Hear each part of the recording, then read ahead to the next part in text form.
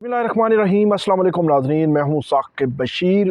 तीन बड़े अहम मौज़ूआत पे हमने आज बात करनी है। एक तो मिलिट्री कोर्ट्स में जो सज़ाएँ हुई, उन सज़ाओं के हवाले से एक अहम ख़बर आपके साथ शेयर करनी है कि क्या होने जा रहा है। इस पे बात करेंगे और इसके अलावा हम बात करेंगे कि तोशा खाना 2 केस आज उसकी अडयाला जेल में समाअत होनी है और छुट्टियों के दौरान ही ये ट्रायल जारी है। क्या सूरत हाल है, इस पे बात करेंगे। इमरान खान और बुशरा बीबी के ख़िलाफ़ ये ट्रायल है। और तीसरा और अहम मौजू होगा हमारा कि आज PTI की मुज़ाकराती टीम इमरान खान से मिलेगी, तो किस तरफ मामलात जा रहे हैं, इस सारे तनाजुर पे हम बात करेंगे। आप हमारा यूट्यूब चैनल सब्सक्राइब कर लें, बेल आइकन का बटन प्रेस कर लें ताकि जब भी हमको वीडियो अपलोड करें तो फ़ौरन उसका लिंक आपको मिल जाया करे। शुरू करते हैं सबसे पहले सबसे बड़ी ख़बर। मिलिट्री कोर्ट्स में 25 जो PTI के वर्कर्स थे, जो मुल्ज़मान थे 9 मई के केसेस में, उनको सज़ाएँ हो चुकी और उनमें से अक्सरियत जो है वो कोट लखपत जेल या अडयाला जेल या मुतलका जो जेलों में मुंतकिल हो चुके हैं। जो मिलिट्री की कस्टडी में थे, अब वो सिविलियन जो जेलें हैं वहाँ पे उनकी मुंतकिली हो चुकी है। लेकिन एक नया बहरान, एक नया मामला जन्म ले रहा है।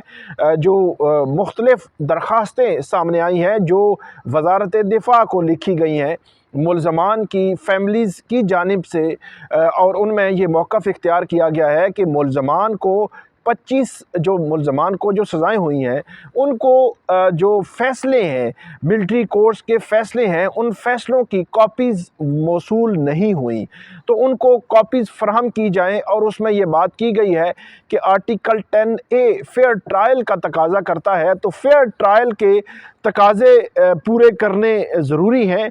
और ख़ास तौर पर मुल्ज़मान को जब सज़ा होती है तो सज़ा के वक़्त ही अदालतें, सिविलियन अदालतें जो हैं, जो कॉपी होती है उस जजमेंट की, उस सज़ा की के हवाले से वो कॉपी उस मुल्ज़म के हवाले कर दी जाती है ताकि वो उसके बाद की रेमेडी अवेल कर सके। लेकिन इस मामले में कम से कम 2 दरख्वास्तें सामने आ चुकी हैं जो वज़ारत दिफ़ा को लिखी जा चुकी हैं और उसमें ये कहा गया है कि हमें जो जजमेंट है जिसके तहत ये सज़ाएँ सुनाई गई हैं उनकी कॉपीज़ जो है वो फ़राहम की जाएँ ताकि वो नेक्स्ट फोरम पर इसको चैलेंज कर सकें। तो ये मेरा ख़्याल है कि बेहतर होता कि जिस दिन ये सज़ाएँ सुनाई गई थीं उसी दिन या अगले दिन ये हवाले कर दी जाती उनकी मुल्ज़मान को, उनकी मुल्ज़मान की फ़ैमिलीज़ को, ताकि वो अपनी रेमेडी अवेल कर सकते और इसी तरह वो पब्लिक में भी आ जाती, पब्लिक डोमेन में आ जाती, ताकि हम भी देख सकते कि वो जो जजमेंट्स दी गई हैं उनमें रीज़निंग क्या है। क्योंकि अटॉर्नी जनरल जो उस्मान मंसूर अवान हैं, उन्होंने सुप्रीम कोर्ट ऑफ पाकिस्तान में ये बात की थी कि जितनी भी सज़ाएँ दी जाएंगी उनमें रीज़निंग दी जाएगी, उनमें वजूहात दी जाएंगी कि किस बुनियाद पर ये सज़ाएँ जो है वो सुनाई जा रही हैं।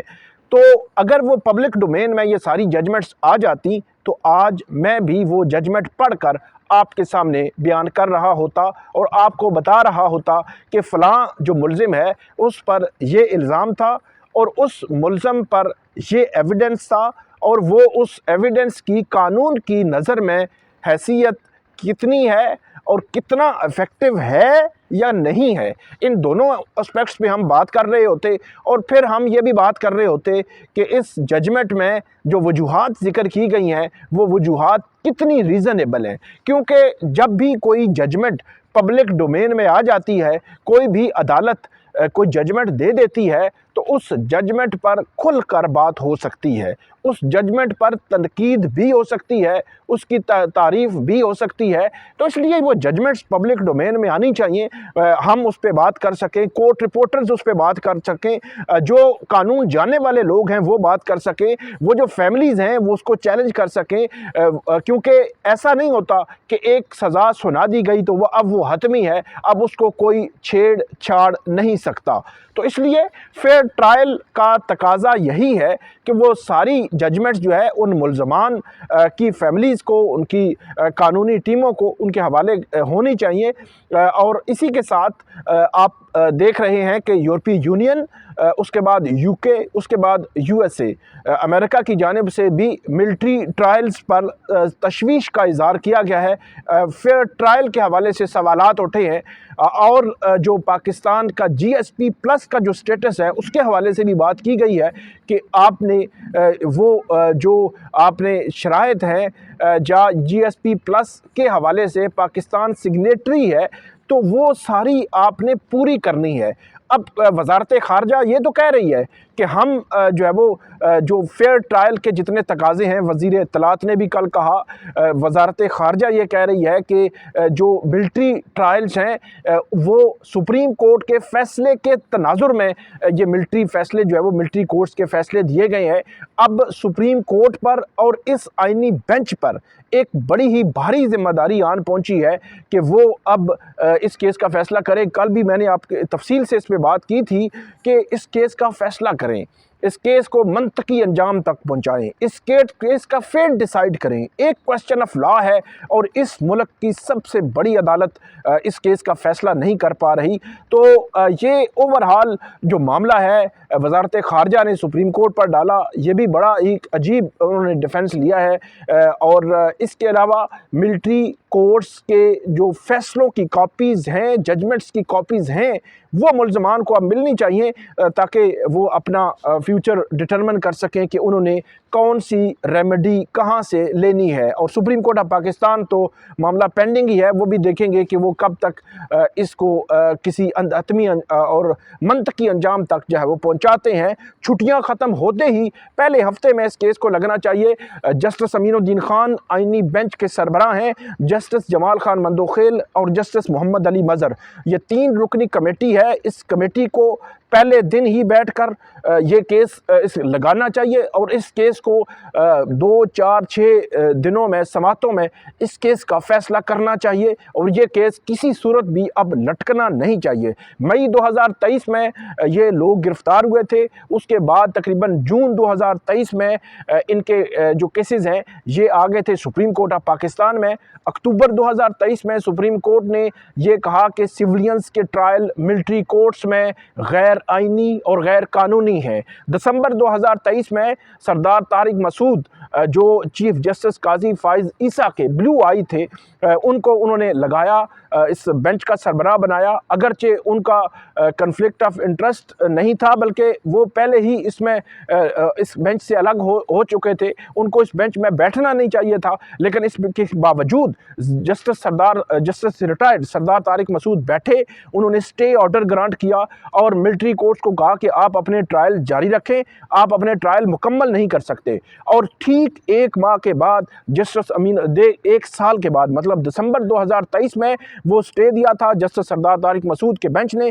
फिर वो बेंच से अलग हो गए, स्टे देने के बाद बेंच से अलग हो गए, हालांकि स्टे देने से पहले उन पर इतराज़ हुआ था। और उसके बाद जस्टिस अमीनुद्दीन खान के बेंच ने 1 साल के बाद मिलिट्री कोर्ट्स को वो फैसले सुनाने की भी इजाज़त दे दी और अब उन्होंने फैसले सुना दिए हैं।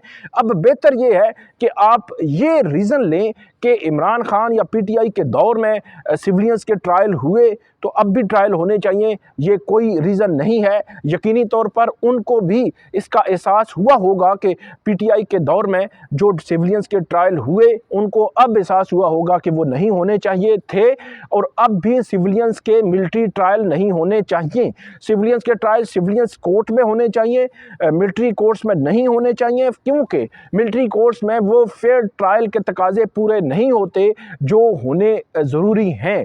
जहाँ तक मिसाल दी जाती है अमेरिका की, जहाँ तक मिसाल दी जाती है बरतानिया की कि वहाँ पे स्पीडी ट्रायल हुए, तो मसला ये है कि अगर फ़र्ज़ करें अमेरिका में जो फसादात हुए थे, उन फसादात में 200 लोग मुलव्विस थे, 200 लोग सीसीटीवी फुटेजेस में आ रहे थे, 200 लोग जो है वो उनके हवाले से केस बन रहा था, तो अमेरिका में 200 लोगों को ही प्रोसिक्यूट किया गया, 200 लोगों को ही सज़ा दी गई, 200 लोगों का ही स्पीडी ट्रायल हुआ। इसी तरह अगर बरतानिया की मिसाल देते हैं तो बरतानिया में भी कुछ यूं ही हुआ है। अगर उसमें 150 लोग मुलव्विस थे तो 150 का ही ट्रायल हुआ, ना ही उसमें कोई ऐसा जो मुलजिम डाला गया जो बेगुनाह था, ना ही ऐसा डाला गया कि जो मुलजिम था और उसको निकाल दिया गया। लेकिन पाकिस्तान में इसके बरअक्स हुआ। जिन्होंने प्रेस कॉन्फ्रेंसेस की उनको निकाल दिया गया, जिन्होंने मजम्मतें की उनको निकाल दिया गया, जो हुकूमती वो जो पीटीआई छोड़कर किसी और पार्टी में चले गए उनको निकाल दिया गया। तो ये पैमाना, और जो लोग इसमें डायरेक्टली इनडायरेक्टली भी मुलव्वस नहीं थे उनको भी इसमें डाल दिया गया और उनको प्रेशराइज किया गया कि छोड़े पार्टी, और इस किस्म के इसको एक टूल के तौर पर इस्तेमाल किया गया। तो फिर आप अमेरिका और बरतानिया की मिसाल इस पे लागू नहीं होती, और ना आप दे सकते हैं मिसाल।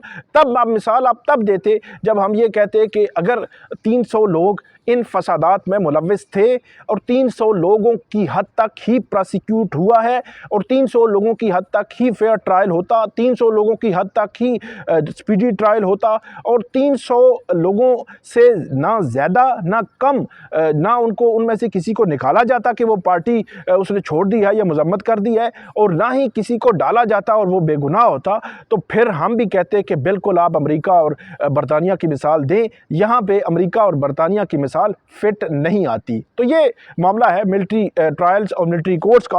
आगे बढ़ते हैं। तोशाखाना 2 केस। तोशाखाना 2 केस छुट्टियों में भी उसकी ट्रायल जारी है। बुशरा बीबी और इमरान खान का ट्रायल है। आज सुबह सुबह बुशरा बीबी जो है वो इस्लामाबाद की इंसदादी दहशतगर्दी अदालत पहुंची। वहां पता चला कि छुट्टियां हैं, आज केसेस नहीं सुने जा रहे। वहां पे जमानतों के मतलब अंदाज़ा लगा लें कि ट्रायल जो होता है एक कंटिन्यूटी होती है, एक मुस्तकिल एक समात होती है। ऐसा नहीं है कि उसमें वो अर्जेंसी हो, और जो बेल मैटर होता है, बेल मैटर में अर्जेंसी होती है। तो दोनों को इस्लामाबाद की स्पेशल कोर्ट्स कैसे डील कर रही हैं वो मैं आपके सामने रख देता हूं कि तोशाखाना 2 केस सुनने वाले स्पेशल जज सेंट्रल शाहरुख अर्जमन साहब अडयाला जेल में जाकर वहां समात तो कर रहे हैं, लेकिन इस्लामाबाद की जो जुडिशल कॉम्प्लेक्स है वहां पे इंसदादी दहशतगर्दी अदालत के जज साहब मौजूद नहीं है। इसलिए पीटीआई की 24 दिसंबर को जो जमानतें लगी हुई थी वो 2 जनवरी तक मुलतवी कर दी गई हैं, क्योंकि जज सारे छुट्टी पे हैं।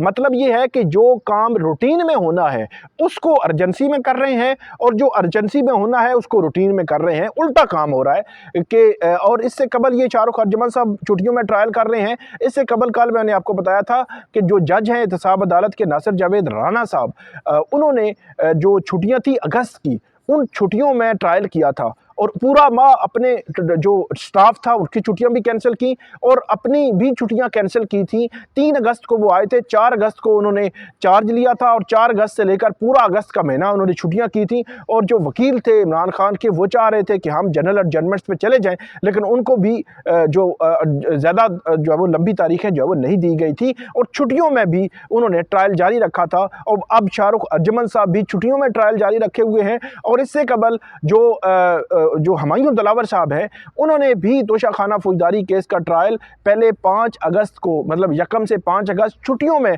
ट्रायल जो है वो कंक्लूड किया था और आगे बढ़ाया था। तो मेरा ये ख्याल है कि बेहतर होता कि अदालतें जो है वो बजाय इसके जो अर्जेंसी के काम सिर्फ छुट्टियों में होते हैं वो करने के बजाय ट्रायल भी छुट्टियों में कर रहे हैं। और जो काम ये 190 मिलियन पाउंड केस का फैसला सुनाया जाना था, वो मामला भी 6 जनवरी तक लटका दिया गया है क्योंकि छुट्टियाँ हैं। तो उस वक्त ट्रायल जब चल रहा था तो उस वक्त छुट्टियां कैंसिल कर दी गई थी, और अब जो फैसला सुनाने की बारी आई है तो वह कहते हैं जी छुट्टियां हैं और ट्रेनिंग भी है।